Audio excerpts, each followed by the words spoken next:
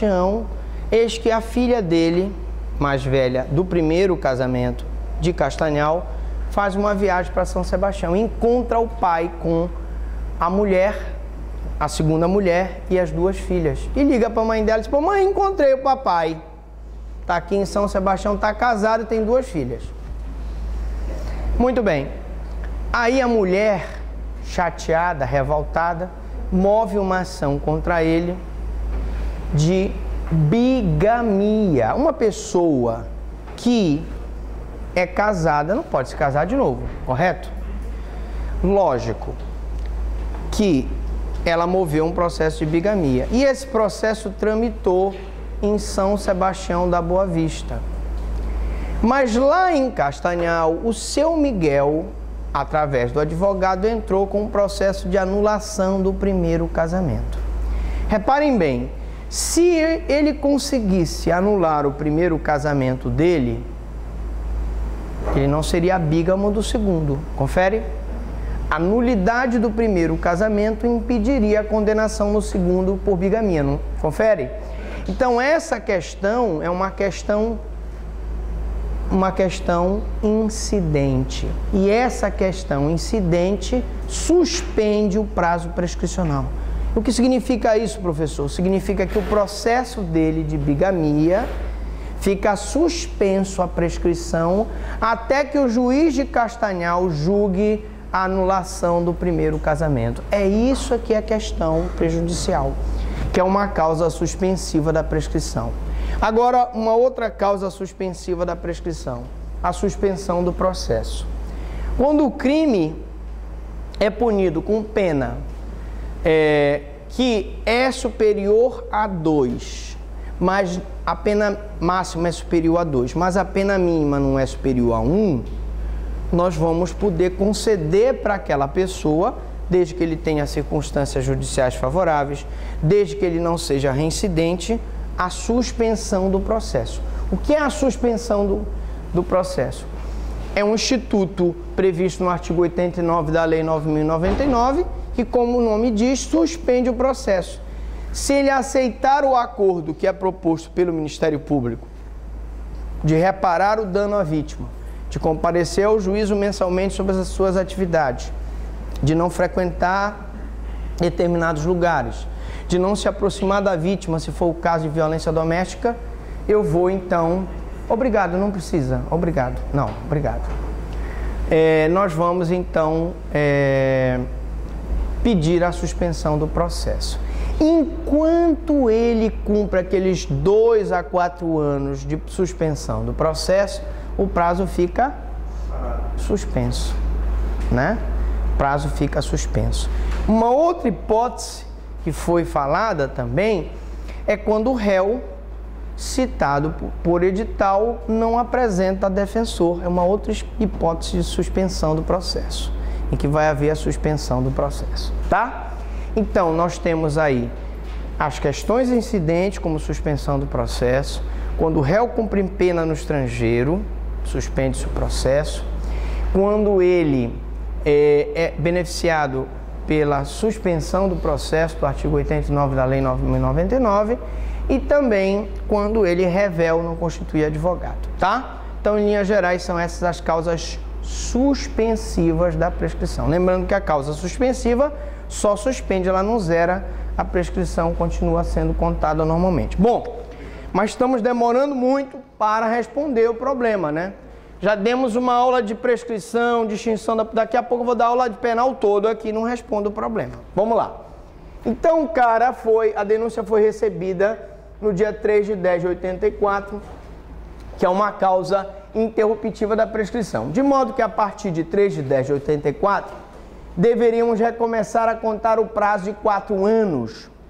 O juiz deveria proferir sentença até 2 de 10 de 88, conferem? Por quê? Se é 3 de 10 de 84, ele tem até quando para proferir a sentença?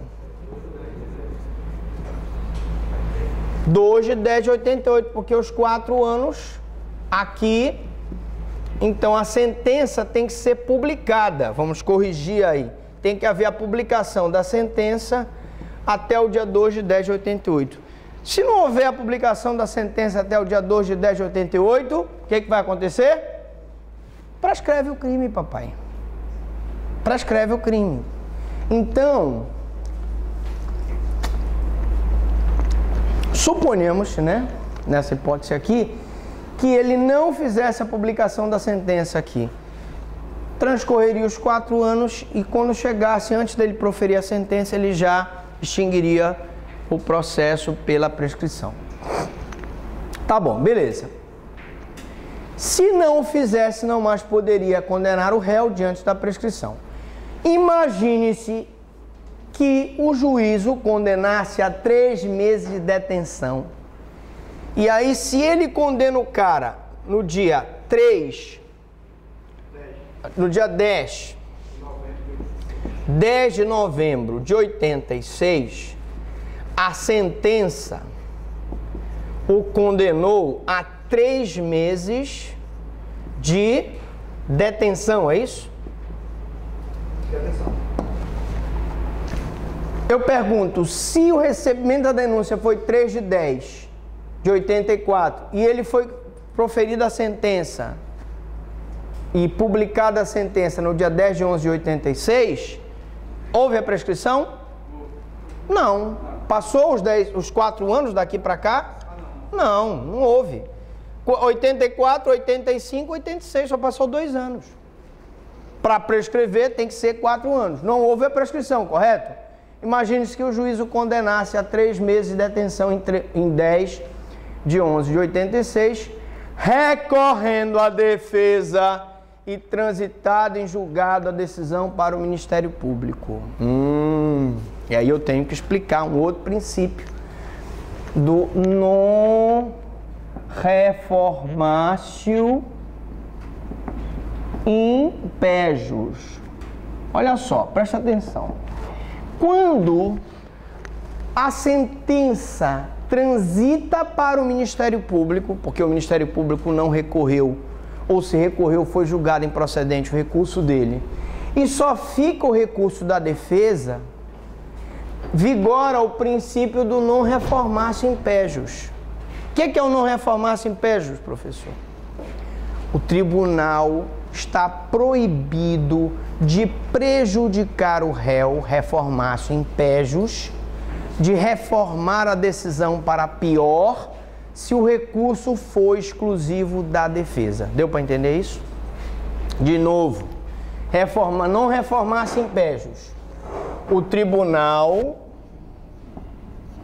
não pode piorar a situação do réu quando houver recurso exclusivo da defesa.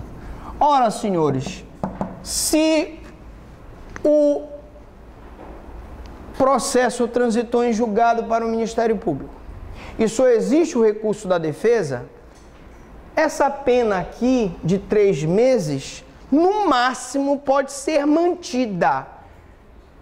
Mas como houve o recurso só da defesa e o Ministério Público não recorreu ou o recurso foi julgado improcedente, essa pena não pode ser aumentada, porque vigora o princípio do non reformatio in pejus. Ou seja, quando a pena for fixada e só a defesa recorrer, no máximo o tribunal pode manter a decisão do juiz. Mas, por exemplo, o tribunal aqui poderia aumentar a pena de 3 meses para 4 meses, 5 meses, 8 meses, 1 ano? Não, porque é um recurso exclusivo da defesa. O que eu quero dizer com tudo isso é que essa pena será, no máximo, mantida. Quiçá poderá ser diminuída para 2 meses ou 1 mês. O tribunal pode, num recurso exclusivo da defesa, diminuir a pena, ele não pode aumentar. Então eu sei que a sentença não vai ser mais do que 3 meses. Quando o recurso for exclusivo da defesa, eu fecho o meu olho na prova da OAB e marco lá que sei que no recurso exclusivo da defesa, essa pena não poderá ser aumentada por conta do princípio do non reformatio in pejus. Toda essa explicação é para dizer que, se o juiz deu uma pena de 3 meses, eu passo a ter uma prescrição da pena em concreto, né? Porque nós temos a prescrição da pretensão punitiva em abstrato, nós temos a prescrição da pretensão punitiva em concreto, nós temos a prescrição da pretensão punitiva retroativa e nós temos a prescrição da pretensão punitiva virtual.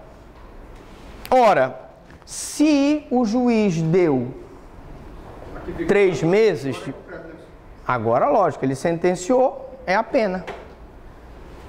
Essa pena de 3 meses, gente, qual é o prazo prescricional dela? 3 meses? Não. Prescrição da pretensão punitiva nas penas que são inferiores a 1 ano ocorre em 3 anos.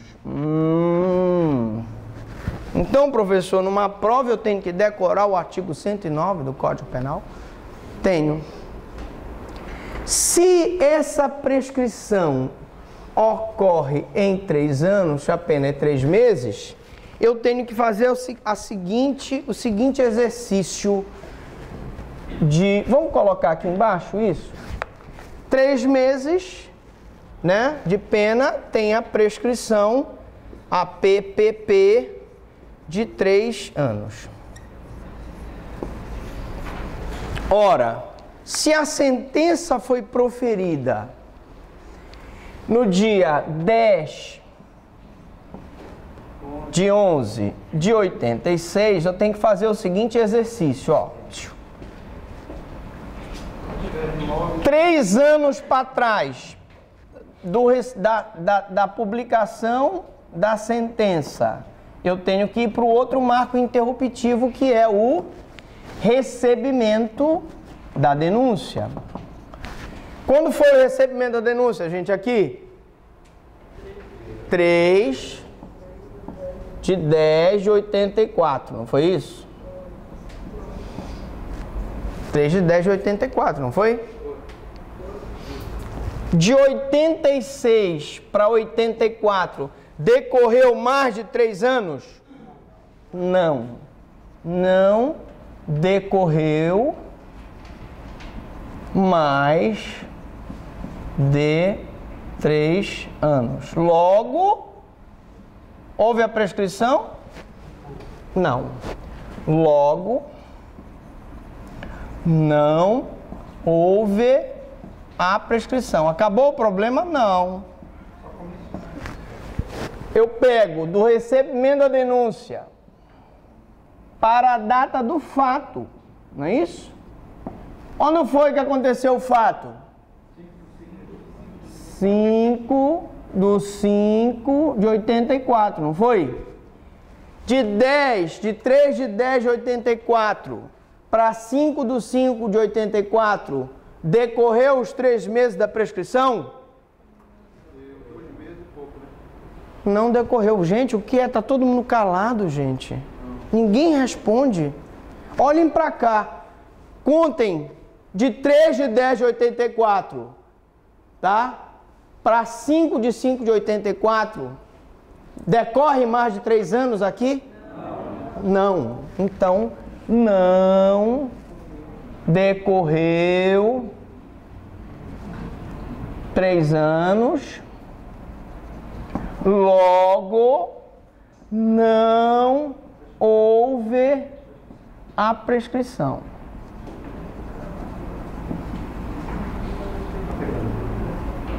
Ora, senhores, reparem que eu fui retroativamente da data da sentença para cá e da data do recebimento da denúncia para a data do fato.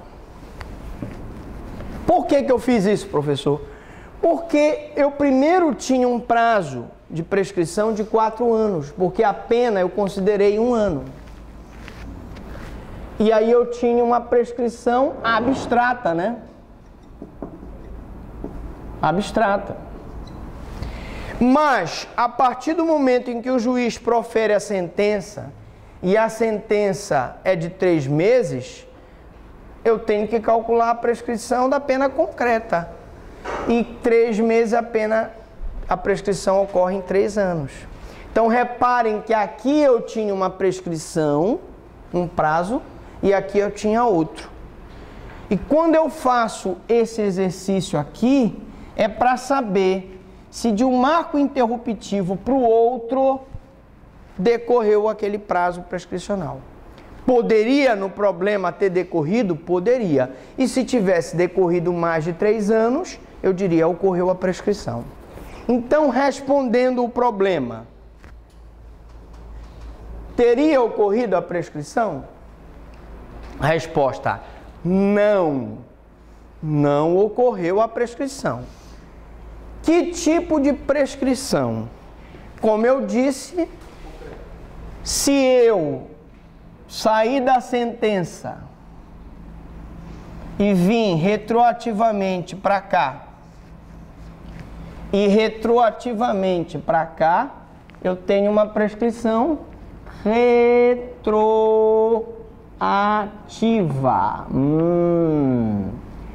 Por que prescrição retroativa? Toda vez que tu fizeres um cálculo da pena abstrata, tá?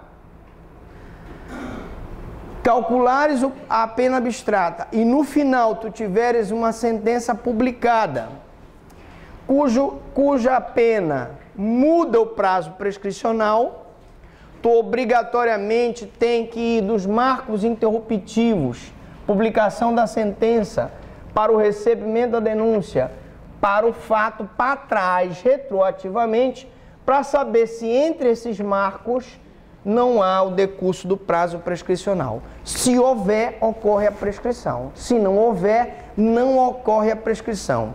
Esse exercício de voltar para trás retroativamente se chama prescrição retroativa. E por quê? Professor, mas você vai querer que só coloque o tipo ou explique por que é retroativa? Você só colocar ou explicar?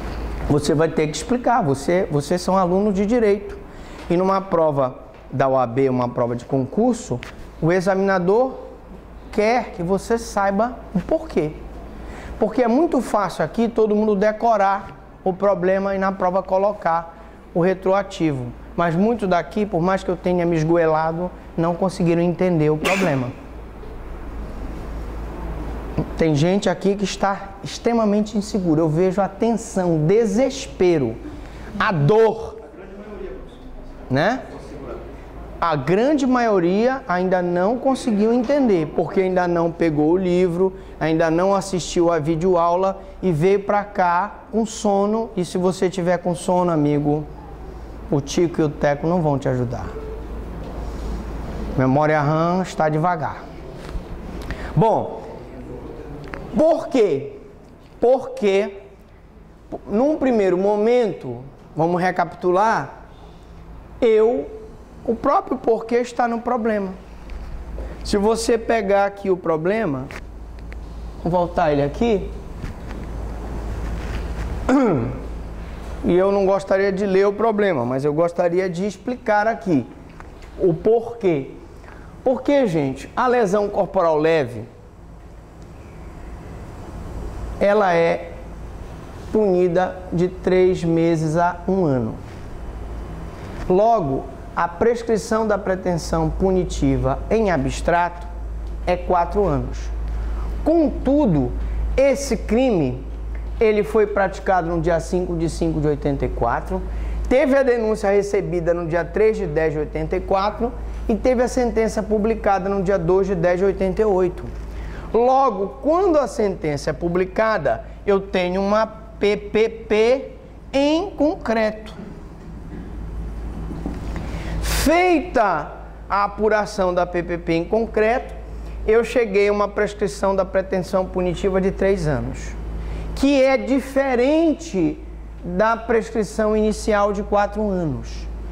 Ora, se ela é diferente, eu sou obrigado a calcular da publicação da sentença para trás até o recebimento da denúncia e do recebimento da denúncia para trás até a data do fato.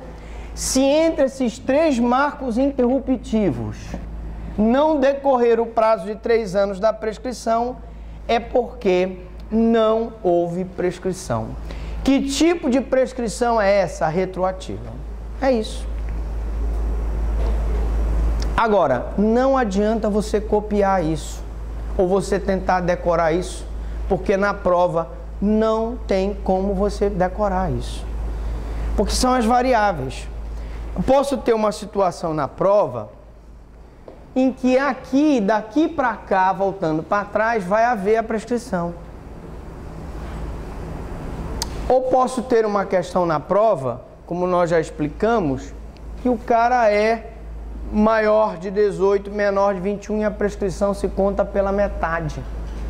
Imagine, por exemplo, uma questão de prova, e aí seria uma extrema maldade minha, em que o cara, quando ele foi sentenciado, eu dizia aqui, por exemplo, nessa questão aqui, imagine-se que o juiz o condenasse a 3 meses de detenção em 10/11/86, quando ele havia acabado de completar 70 anos de idade. Olha que maldade! Se eu coloco que ele completou 70 anos de idade na prova, o que acontece com o prazo prescricional? Conta pela metade. Em vez de 3 anos, eu contaria o quê? 1 ano e 6 meses. Aí eu podia ter uma prescrição aqui. Então são muitas variáveis. Se você decorar, se você simplesmente não entender, deixa em branco na prova, facilita a correção.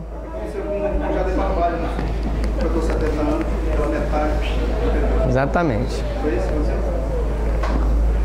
Entenderam? Estou preocupado com a Gia. A cara dela está cara de poucos amigos. Até ela está com cara de desespero e dor, imagine os outros. Tá bom? Deu para entender? Pergunto, alguma dúvida, alguma pergunta? Estou concorrendo com 5 questões.